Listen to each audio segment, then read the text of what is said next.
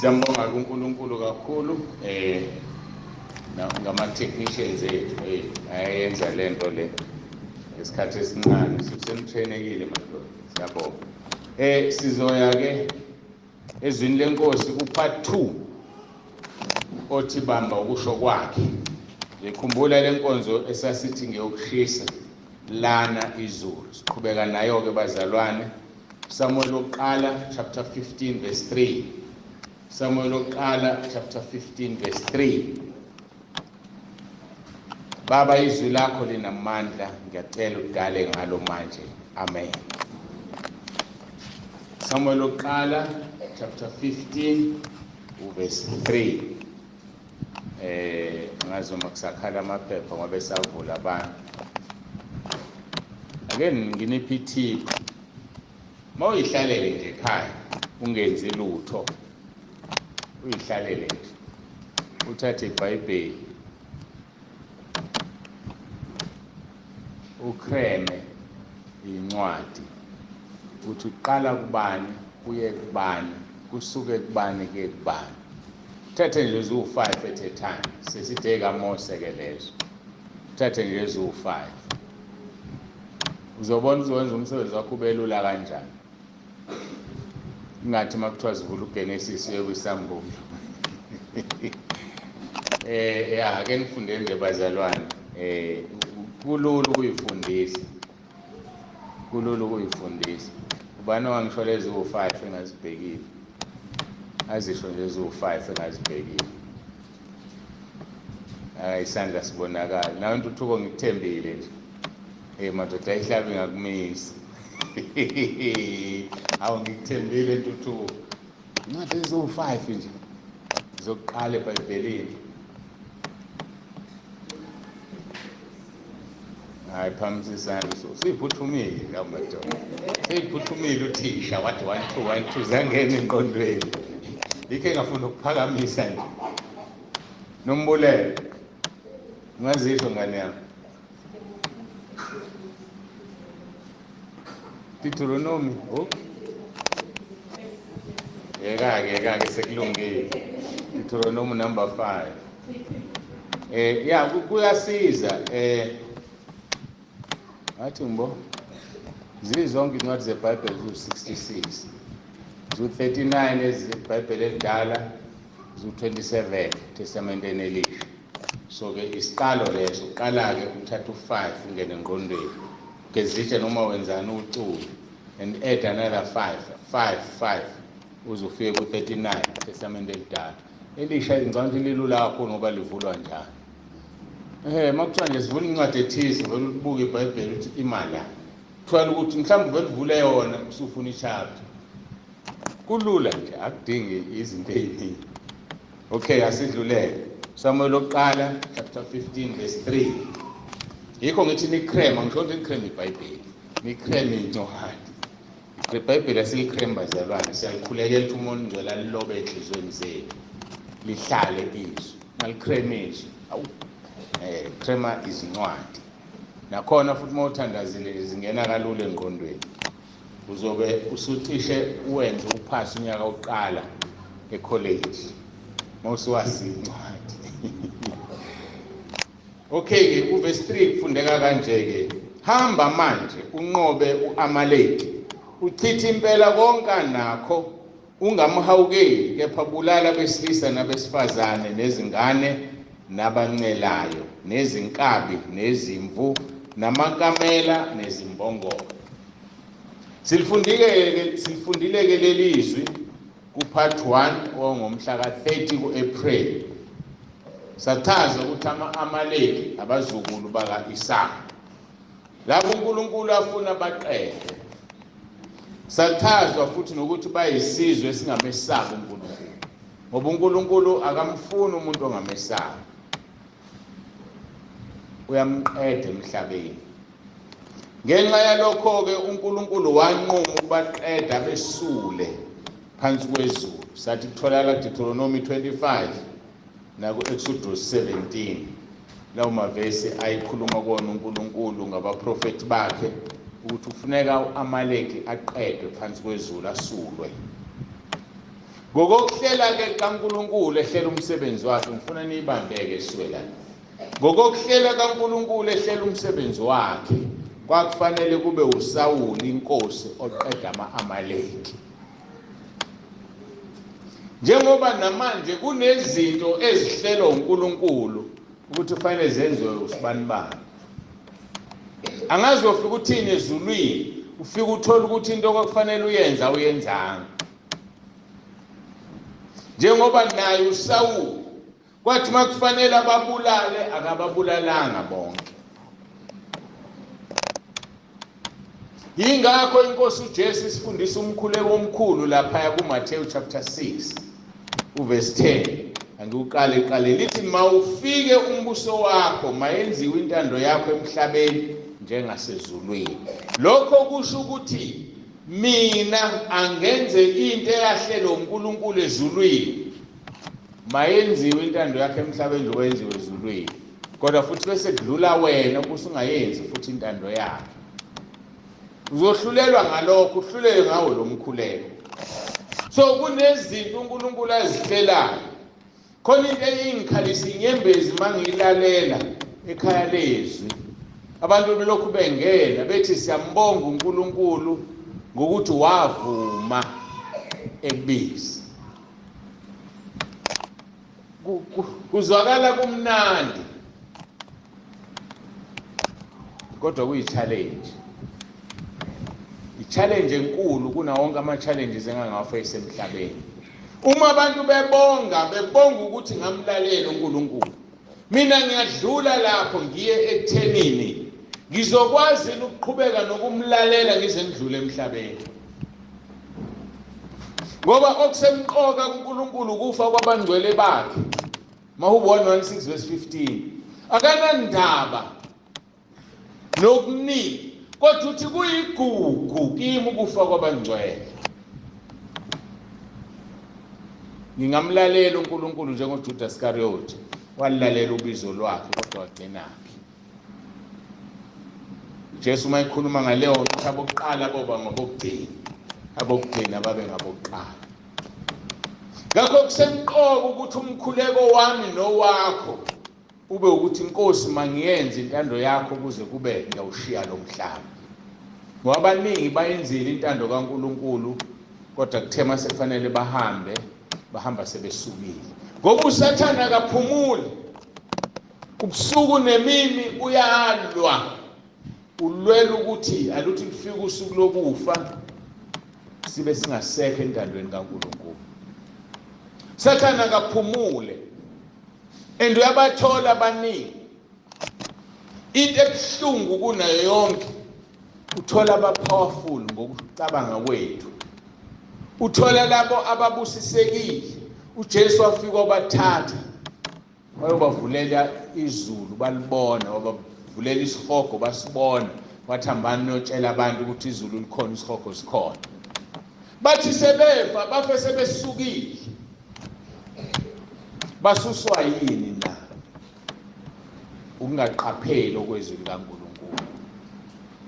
Athi umbhalo wehubo ngiyalilonda enhlizweni yami izwi lakho kuze ngingoni kuwena. Manje sihlale ezwini likaNkulunkulu siyongena ezulwini sigijima. Yikho uJesu ethi okholwa njengokusho kombhalo eswini sakhe kogobhoza imfula yamanzi aphilayo, John 7:38. Simele ukukholwa njengoba izwi lisho. Lilonde izwi likaNkulunkulu enhlizweni yakho kuze ungoni. Balinyezwa yini laba bantu? Impakamo. Bayaphakama.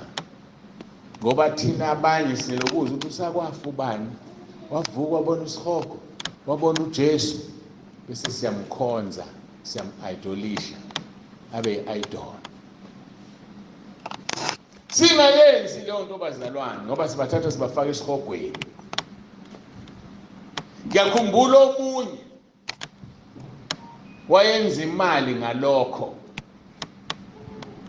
Bayithela abantu banikele. Ngoba bazi uma benikelele yena banikelele uNkulunkulu. Kanti akunjalo.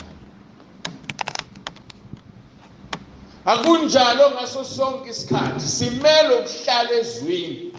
Mawuhlezi ezwini uzokhumbula izwi esilifundile kubusisa umntwana. Ongafani nomntwana ngeke angene embusweni wezulu.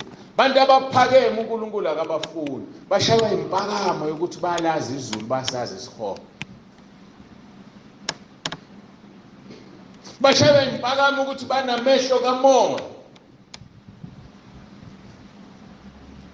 Amehlo kamoya ukubona into engabonwa. Thola ukuthi uma ngimi la ngikhonza uNkulunkulu ngeqiniso. Uzothola ukuthi uJesu ukhona la ubonwa yilona amehlo kamoya. Ume nami la mina ngimbona ngoba nginamehlo kamoya. Phuma enkonzweni akutshela umuntu uJesu kade nawe lapha. Hawu ube mnami bese bephakama laba abantu. Ngenxa yamehlo kamoya bambona nomfundisi ongahambi kahle athi mayemphambi kwabantu uthandelwe inyoka imili isikhanda la iduze kwelapha ukhipha ulimi drug sathana onamehlo kamoya uyabona. Thina ke singenawo sigathile ikhipha ulimini.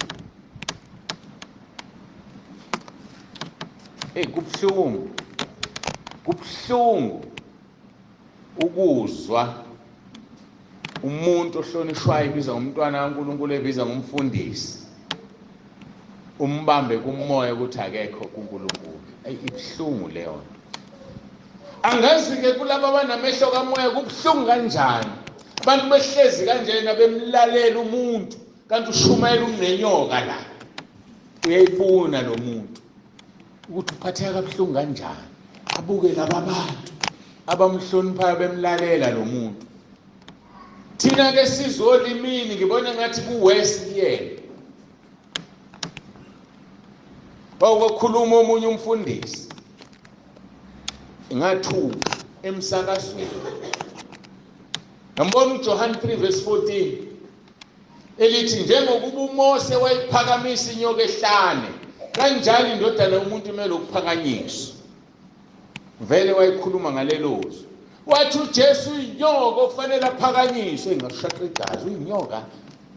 Lithe izwi njengokuba uMose waphakamisa inyoka kanjalo indodana yomuntu. Akusho ukuthi uJesu inyoka. Sathana inyoka. Umbamba kancane nje olimini. Bese uNkulunkulu yambona lo akangikhonzi ungibiza ngenyoka. Eseshumayela umuntu waqeda baphenduka. Unebandla elikhulu elingaka lilandela umfundisi obiza uJesu ngenyoka. Ngoba kunjani kuphila inyoka kuye akaliboni iphutha. So sikuzolimini bese siyezwa la konakele. uNkulunkulu akasize bazalwane. Sikhuluma ngokuthi ingakho uJesu asifundisa umkhuleko omkhulu. Wathi mawufika umbuso wakho mayenziwe intando yakhe emhlabeni njengasezulwini. Ngikhuluma ngokuthi intando kaNkulunkulu uyayenza yini. Ngoba uSawuli wayemiselwe ukuthi aqede ama-Amaleki akawaqedanga.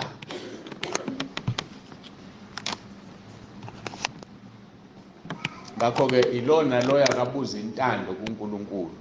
Nkosi intando yakho ngami emhlabeni ithini. Yikho ke ngithi banginike i-challenge laba bantu abazi enibayanda. Baba Nsibande siyabonga ukuthi wavuma. Angazi ukuthi ngabe ngikuphi.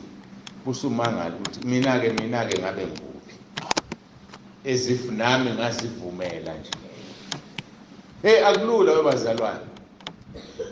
uNkulunkulu mayesekubizile ukubizile. Mayekhethile ukukhethile.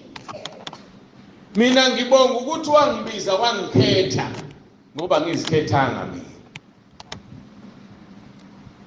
So abanye abantu bengabona ukuthi mina engavuma, yebo ngavuma, kodwa ngavunyiswa ngoba ngabe kusho ukuthi ngihlakaniphile mina mangathi ngavuma. Yama ngazi kwenzakala. Kodwa ngikubongayo ukuthi ngalalela. Okukhulu ngikhulela ukuthi ngilalele kuze bese kufeni. Mahubo 25:4-5. khuluma ngomkhuleko ufuna siukhuleke uze sibone senze intando kaNkulunkulu. Uthi ngaziswa imendo yakho Jehova, ngifundise izindlela zakho, ngihambe eqinisweni lakho, ungifundise ngokuba wena unguNkulunkulu wensindiso yami, ngilindela wena usuku lonke. Yabona uma ungakhuleka lo mkhuleko ulala, ukhuleka uvuka ekuseni, ngiyakutshela izothi phela inyanga uzobe uhamba ngqo la uNkulunkulu ekufuna khona. Ngoba yilona loyo phakathi kwethu ubekela umsebenzi wakhe ukuze kwakheke ibandla. Hayi akukho bekela umsebenzi ukudiliza ibandla. Cha, kufuneka lakheke ibandla. Yabona lo bamba umshanele eshanela la. Usemqoka ngaphezulu kwalomela ipulpit. So ungawubukeli phansi umsebenzi uNkulunkulu akunikeze wona, uhloniphe umbonge ukuthi akekho zakuwa zothi siyabonga ukuthi wavuma ukuthi uzoklina indlu yesonto. Kodwa izulu liyabonga, liyajabula. Ngazise imendo yakho Jehova, ngifundise izindlela zakho, ngihambe eqinisweni lakho, ungifundise ngokuba wena uNkulunkulu wensindiso yami, ngilindela wena usuku lonke, engabe wena uyamlindela yena uNkulunkulu usuku lonke. Lisho kahle ngesingisi in short, show me your ways, oh Lord, teach me your paths. Ngoba lapha ezulwini makuthiwa imendo, ngazisa imendo, usuyakuthola uma usubheka la.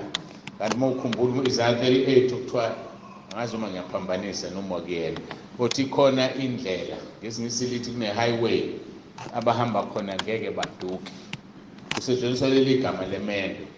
So-ke uma usubuka la ukuthi show me your ways, kusho ukuthi uNkulunkulu akakhombise indlela zakhe ezisobala and teach you his paths.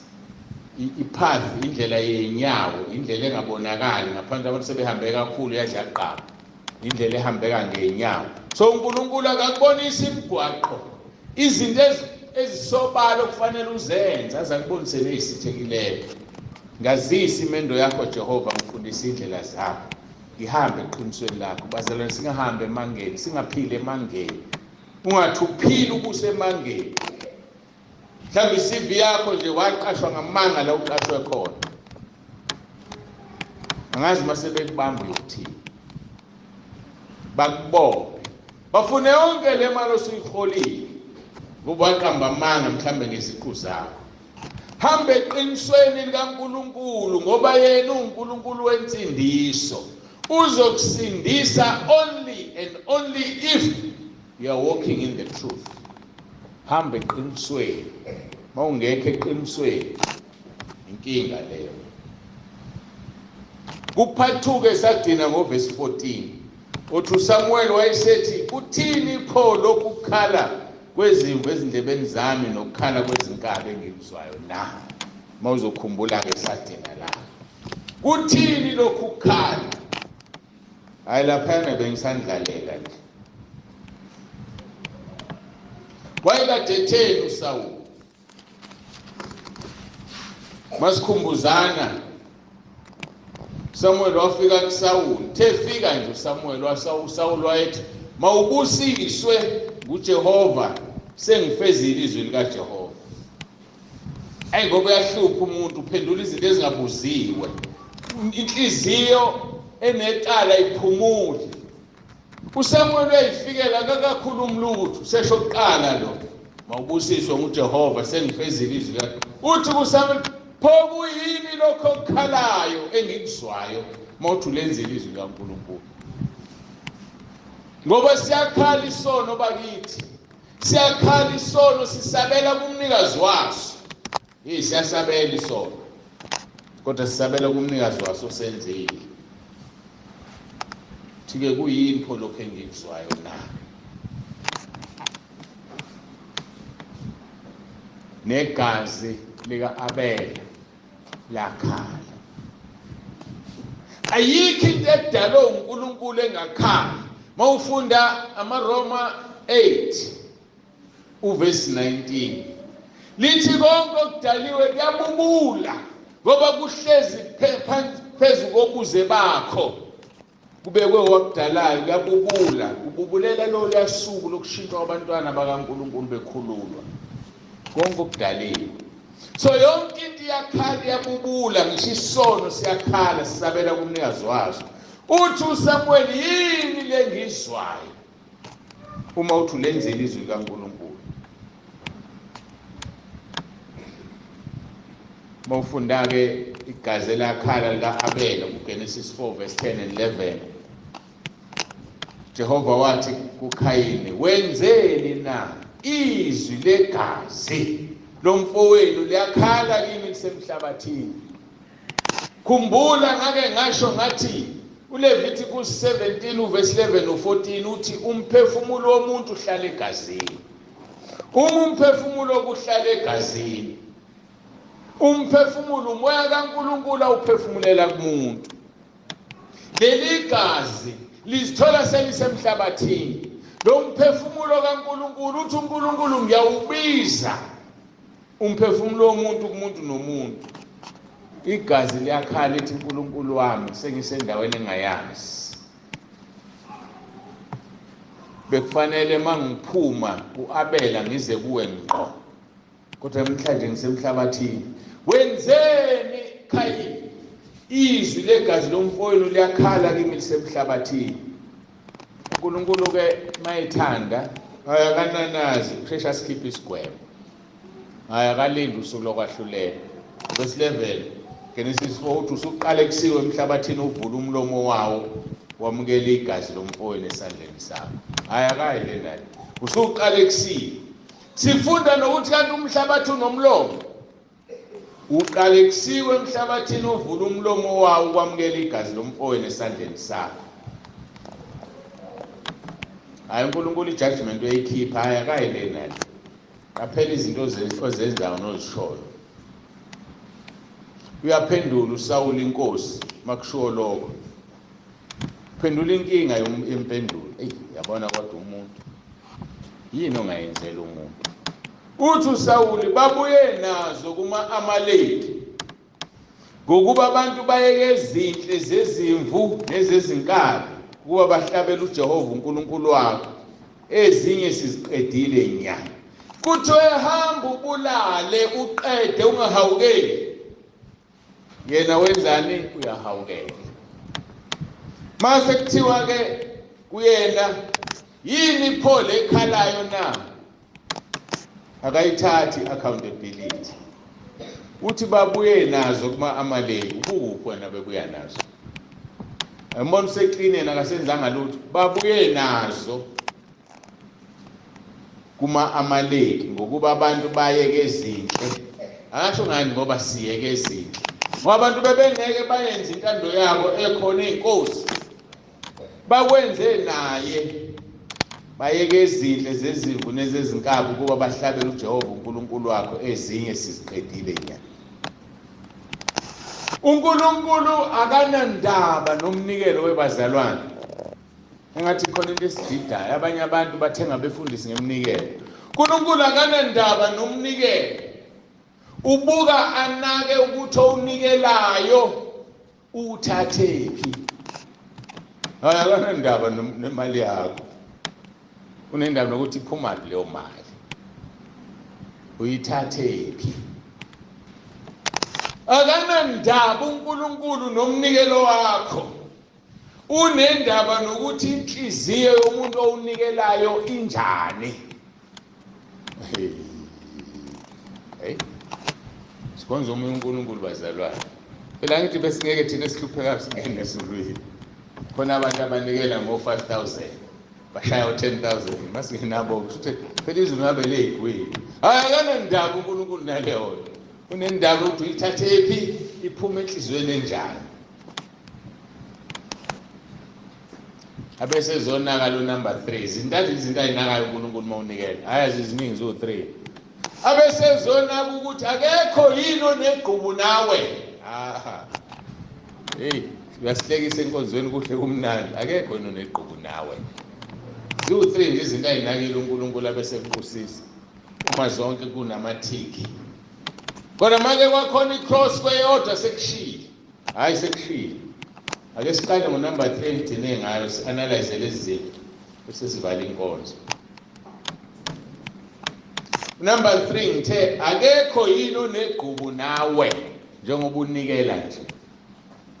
Matthew chapter 5 verse 23 to 25 uthi ngakho ke nxa uletha umnikelo wakho e-altare ukhumbula lapho ukuthi umfowenu unegqubu nawe, shiya lapho umnikelo wakho phambi kwe-altare, uhambe qala ubuyisane nomfowenu andukuba uzunikele umnikelo wakho. Ubuka ukuthi akekho yini onegqubu nawe, usunikelileke kuhle, akekho yini onegqubu nawe, uthi ushiye lapho uhambe. Ake senze ibe practical le. Ushiya kanjani umnikelo? Nasitsha somnikelo sesibekiwe la.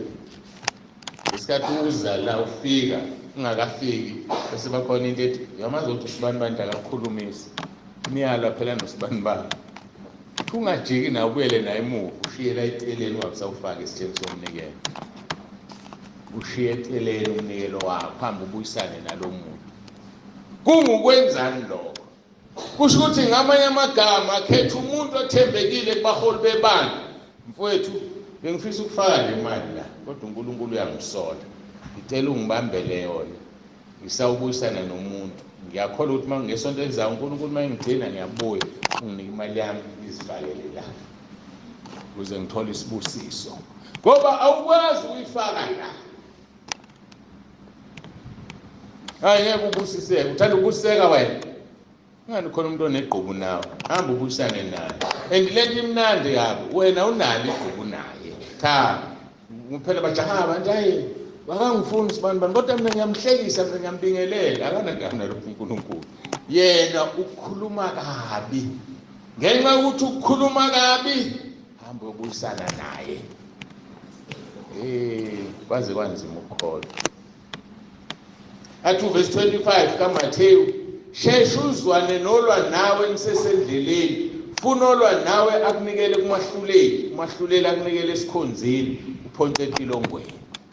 Shesha uzwane nolwa nawe, angithi olwa nawe yilo onegqubu nawe, awunalo wena naye, kodwa yena unegqubu nawe. Shesha ubuyisane naye nisesendleleni. Kukuphi endleleni? Sonke nje sila emhlabeni bazalwane sendleleni sibheke usukwini lokufa. Sendleleni sonke. So buyisana nomuntu ongazwani naye usesendleleni, usesekuphileni. Ngisaba leliya gama. Funa olwa nawe akunikele kumahluleli, umahluleli akunikele esikhonzini, uphonswe etilongweni. Hawu. Uzofika lo muntu abe negqubu nawe. Abese akuripote kuqala bese kulahlwa yena akalahlwa. Ngalizodwa lelizwe. Lo muntu yena ongakufuni wena uyambingelela niyaxoxa naye akungquthulele umlomo angafuni ukuphendula ngoba unegqubu nawe.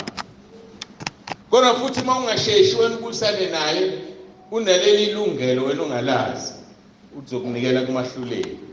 Ubani umahluleli? Umahluleli uJesu. Uzokunikela kumahluleli. Umahluleli akunikele esikhonzini uphonswe etilongweni. Tilongo isihogo. Isho ukuthini yazi uNkulunkulu mdala ngazothi unjani hlakaniphile. Lento isho ukuthi shesha ubuyisane naye ngoba make kwaphenduka yena kuqala. Hayi angizwa. Waphenduka. Wasivuma isono usekumangalela. Sekuzolahlwa wena. Lokho uhlezi ungayaxolisa kumuntu. Uzosindiswa axolise kuqala. Okwakho kunjani uxolisa akusezwakali. Hayi ayikho umahluleli azokureport again uza kuJesu, Nkosi Jesu ngicela ungithethelele. Ngiyamzonda usibani bani. Angimkhulumisi mangibingelela ngiyathula. Wenzani manje njalo? Uyakumangalela kumahluleli. Athi umahluleli usho bani? Lo ngikhonzayo uthi isikhonzi sami. Ungikhonza azi ukuthi wena unegqubu naye. Sekumangalela sekuphelile njalo ngawo. Webazalwane limnandi izwi kodwa yalizodwa leyikhulumele. asiyekele ubamba amagqubu kodwa sithanda ukuthi sithi hayi mina nginagqubu noSibanibani uyena nje wenzeni ukuze nibuyisane hamba kuyo uzoza kumangalela uzokumangalela and ngihamba sindiswe maqeda vela afa ezulwini sheshe uzwane nolwa nawe nisesendleleni ufuna olwa nawe akunikele kumahluleli mahlulela akunikele esikhonzini uphonse etilongweni uthi uverse 26 engimsabayo ngiqinisile ngithi kuwe awusoze waphuma khona uzukhipha ifading lokugcina ngeke uphume kuleli tilongo ozophonswa kulo abanye baphonswa kuleli tilongo besaphila izinto zakho uyibiza umntwana kaNkulunkulu azilungu awuyiboni imali uyasebenza kanti usetilongweni ufakwe yiloya muntu osevuma isono sakhe waboshwa ngeke uphume ungakakhiphi ifading lokugcina mawuya eBhayibhelini lapha kusithatha selidileni ubheka ukuthi ifading yini kuthiwa i110 okungukuthi ngolimi esizoluzo ushelele ngeke uphume etilongweni ungawukhiphile ushelele yini lo shelele lo ngeke uphume etilongweni ungakasivumi isono sokuthi uyazondwa sekuwena usunesono manje ngoba uhlulekile ukuyobuyisana nalomuntu nisesendleleni wagijima kuqala atshela umahluleli ngalola limi lwethu sisakhulayo ususele nenzapha iyana kuthiwa ingcapha noma ingcapha iyana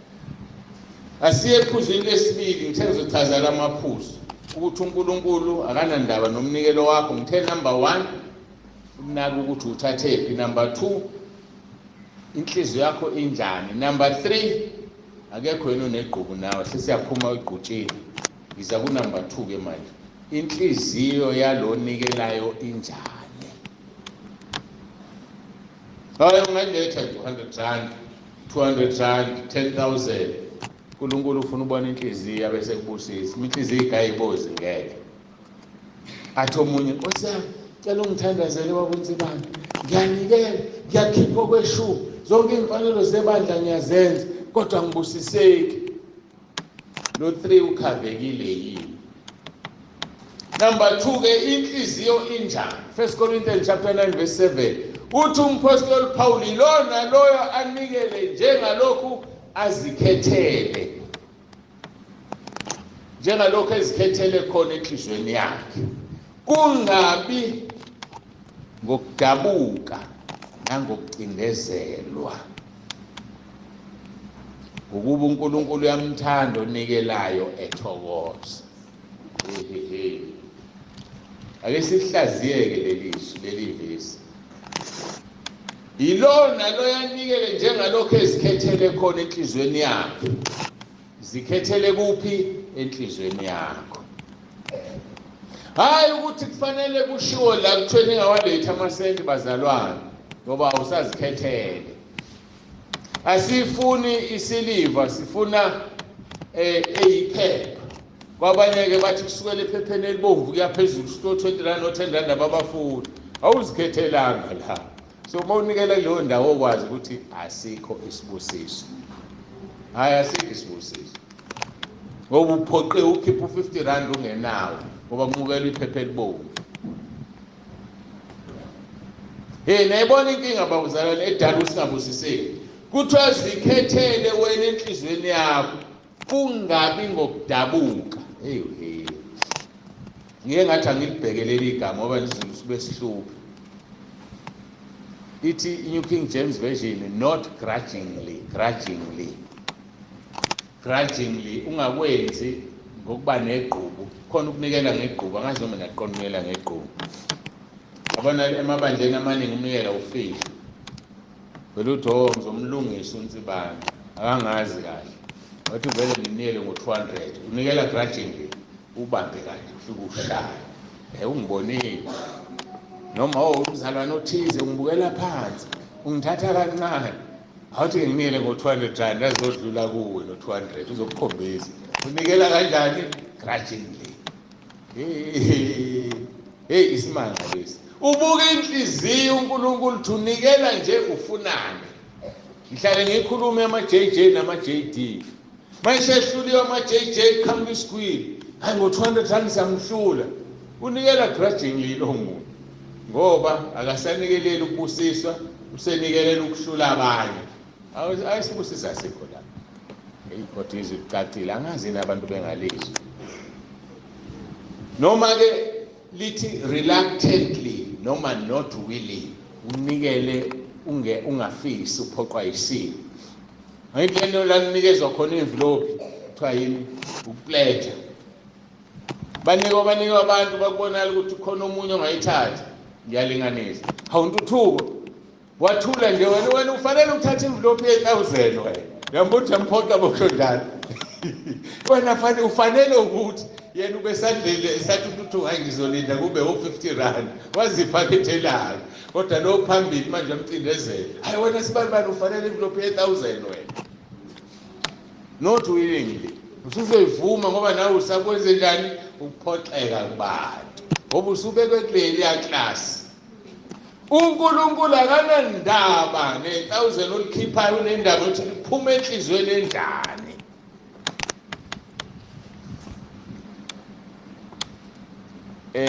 Bese lithi-ke ngokuba uNkulunkulu uyamthanda umuntu onikela ithokoza. Sengiqedile leli phuzo, angiyele leli phuzo elu-number 1 esithe uNkulunkulu akanandaba nomnikelo, unaka ukuthi uthathephi.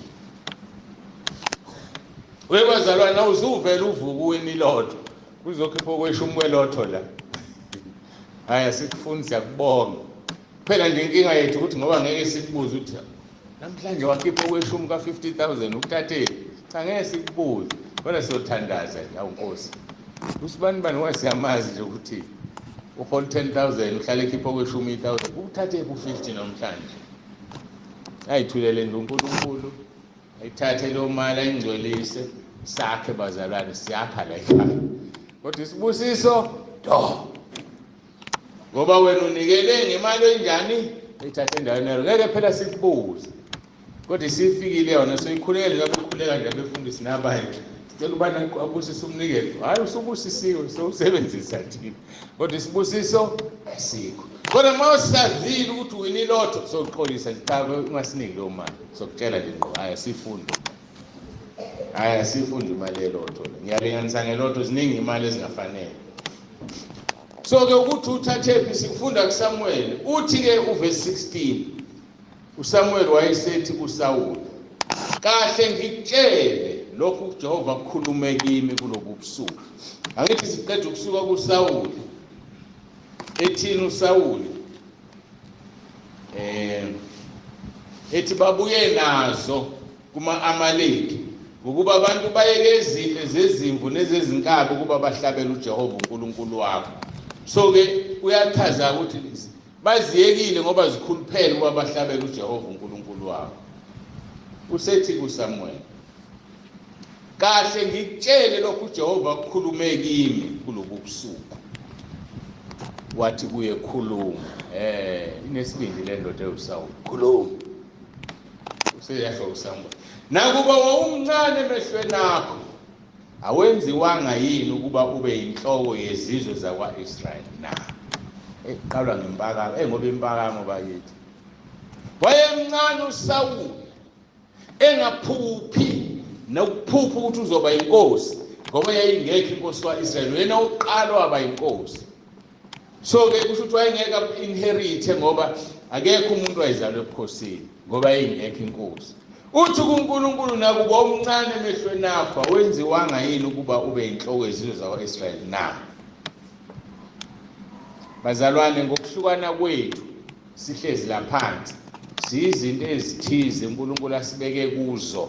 Uyahlonishwa la uhlonishwa khona ngenxa kaNkulunkulu, nakuba umncane emehlweni akho. Mabehlangene nje omama, mhlawumbe omama inhlangano ethize yokulima noma yini, uyithulele nje umama uthi angifuna ukukhuluma, uthi hawu mama ubani wathula, ngeke phela siqede ungakaphawuli. Yabona bahlonipha labo bantu. uNkulunkulu kwenze wahlonishwa, nakuba umncane emehlweni akho ubeke phezulu kwalabo mama. Kodwa kusoma kuthiwa kuyavotwa, usuyathathwa nawe uyavotela. Osama ngifunde nakufunda njangile nakuphi, sengusihlalo sale nhlangano, cha kuwena usihlalo uJesu uqobo lwakho, uhlezi kuwena. uthi-ke umprofeti, nakuba umncane emehlweni apha wenziwanga yini waba yinhloko yezizwe zakwa-Israyeli na? uJehova wakugcoba waba yinkosi phezu kwa-Israyeli. Ngoba uNkulunkulu osigcobayo, ngiyafisa siyinake leyo gama lesingisi lithi anoint. Thina abantu siyaba-ordayina, ngesizulu kuseyigama elodwa siyabagcoba, but ezulwini umuntu uya-anointwa, ugcobo luqhamuka ezulwini. Thina zothini kodwa bakithi? Siyagcoba kodwa hayi ngogcobo, sikubeka izandla. Umuntu okunika ugcobo uNkulunkulu. Uzwe-ke sekuthiwa-ke ugcobo lwala ekhaya. Alukho-ke la ENtabeni ugcobo bazalwana, asinalo lwala ekhaya. Sinolwasezulwini ngoba uNkulunkulu okugcobayo. He is the one who anoints people. uJehova wakugcoba waba yinkosi phezu kwa-Israyeli. uJehova wakuthuma indlela wathi hamba uqede izoni ama-Amaleki ulwe nawo azaphele. uNkulunkulu wayidala ukuthi u-Amaleki uzosulwa emhlabeni uSawuli. Verse 19, awulalelanga ngani izwi likaJehova kepha watheleka phakathi kwempango wenza ukubi emehlweni kaJehova na? Impango ilezi zinto uthi makuliwa bese ziyaphangwa kubuya nazo. Utheleke phakathi kwempango kuthiwa akaqede. Ngoba uNkulunkulu akanandaba ukuthi lo mnikelo wakho mkhulu kangakanani, unendaba nokuthi uthathephi. Ngoba ngisho noma ungamncane unikele nge10, awuzuntshontshe 10 likagogo lapha ekhaya mzukulu. Buse uzonikela ngalo la. Buse uqala uzobusiswa. Hayi akuhambi kanjalo. Uyithathephi le mali ifike kanjani kuwe? Awuzuduna imoto uzidayisa amalahle la uthola u5,000 no 10,000 buse uyogwaza kumfundisi ngayo. Ngoba ulinde ecount yasezulwini yamukeleka, awumukeleki lo mnikelo. Awulalelanga ngani izwi likaJehova kepha watheleka phakathi kwempango wenza ukuba emehlweni kaJehova na? Khumbula isihloko senkonzo sithi bamba ukusho kwakhe. Bamba lento akutshele yona. uSawuli wathi kuSamuel, ngilalelile izwi likaJehova, ngihambile indlela uJehova wangithuma yona. Yayizwa kodwa lento. Abantu bakhuluma emhlabeni engafani. Yazi bakhuluma endaweni ezingafani. Usho kanjani ulalela izwi likaNkulunkulu ungazange uyenze into uNkulunkulu ayifunayo? Kufezeka leli izwi 1 John chapter 4 verse 5 no 6. Uthi thina singabasezulwini abezwe abasizwe ukuthi sithini. Hawu yazi dabezwa ngempela. Nathi kufanele singalizwi izwe ngoba sibona abasezweni. So uSawuli usengowasezweni akamuzi ukuthi uthini uSamuel uma ethi awulilalelanga izwi. Uthi ngililalelile mina izwi. Ngihambile la ngaye la bengithunywe khona. Yebo uyile la kuthunywe khona. Kodwa ufike wenzani? Ngimlethile uAgagi inkosi yama-Amaleki. Ubani othe obuya la? Ubani? Ngimlethile uAgagi inkosi yama-Amaleki ngachitha impela ama-Amaleki. Awuwachithanga phela mawuyeka inkosi. Awuwachithanga mawuyeka inkosi. Ngangayisho lento ngelinye ilanga. Uma ibandla kuthiwa linoNkulunkulu kusuke kushiya umholi webandla ukuthi unoNkulunkulu. Akushiwo bonke abantu abakhona ngoba bona bonke abanoNkulunkulu. Uma ibandla kuthiwa uNkulunkulu uhambile ebandleni kusuke kusho ukuthi umholi walo usewile. Lokho akusho ukuthi abazalwane bonke abanawo uNkulunkulu. Bangaba nayo uNkulunkulu as individuals, kodwa uNkulunkulu akasekho ebandleni ngoba uhlala engilosini yakhe. Ukhumbula intshumayelo yaseNew Day. Sichaza ingelosi inkanyezi ezisikhombisa esesandleni sikaJesu. So uNkulunkulu uma esebandleni usuke kumholi webandla. uNkulunkulu makuthiwa akasekho kuhlonishwa ukuthi kuthiwa uNsibande usewile. Bakubeka kuyahloniphela. uNkulunkulu akasekho entabeni. Hawu. Akasekho abakumoya ke sebeyenza ukuthi uhloniphile ukuthi inceke yenkosi awusashonga ukuthi sihuye. Uthe uNkulunkulu uhambile. Washo njalo ikhabhodi wathi inkazimulo kaNkulunkulu ihambile. Kunzima bazalwane. Ihamba kanjani inkazimulo kaNkulunkulu ukukhuleka kunabazalwane? Verse 20. uSawuli wathi kuSamuel, Ngilaleli ilizwi likaJehova, ngihambile indlela kaJehova wangithuma yona. Ngimlethile uAgagi inkosi yama-Amaleki, ngachitha impela ama-Amaleki. Nazi into engifisa siyizwe bazalwane. Amanga achaziwe ezwakala kangcono kuneqiniso elingachaziwe. Amanga nje achaziwe. Yamuzwa ukuthi uchaza kamnandi kanjani? Uthi ungaqedile ama-Amaleki, ngibuye no-Agagi nje inkosi. Nalezi iy'ngaba ezinhle sizoyihlabela uJehova, sizuzidla. Thina silethela uJehova. Hawu, uyenamela uNkulunkulu imhlatshelo. Hayi, sengihamba phambili sikafiki lelo verse. Verse 21. Kepha abantu bathathe kuyimpango izimvu nezinkabi okuhle, kodwa okuhle kokuqalekisiweyo ukuba bahlabele uJehova uNkulunkulu wakhe eGilgali. eGilgali la kwakunethempeli khona. Ngizokhumbula ukuthi uSamuel wavuka kusesekuseni ukuba amhlangabeze uSawuli ekuseni. Kwabikwa ukuthi uSawuli useKhameli. Bheka, wazimisela insika, wasuka wadlula wehla waya eGilgali. Kulapho kafihlwa khona ngumprofeti esethi kuSamuel, mina bengizohlaba la eGilgali, ngizohlaba lezi zinto. Bazalwane, uNkulunkulu akawufuni umnikelo otholakala endaweni erong. uNkulunkulu akamfuni umuntu onikela ngenhliziyo engalungile. uNkulunkulu akamfuni umuntu onikela kunemuntu oneqhubu nawe. Kusho ukuthi kuwese uma kanti nawe unalo iqhubu. Khulunywa ngomuntu owanethatha ngokuthi awusenaqhubu wena. Ngakho-ke uNkulunkulu akanandaba nomnikelo wakho. Unendaba nalezi zinto ezintathu. Uthathephi, uthole kanjani. Ukudinwa inkosi-ke nangokuvuma kwayo uYesu part 3. Noma kobe kushiswa noma kobe kungashiswa, kodwa sesigxilile la kulelizwi ngoba siyadla siyathola. Kozokushisa namhlanje, kodwa-ke qaphela ubambele amagama. Mawunikela, uthathephi, uthole kanjani, akekho yena oneqhubu nawe, uze uthole isibusiso. Sizoqeda-ke la sihambe siyoshisa. Ngiyacela siguqe sikhuleke sibonge uNkulunkulu.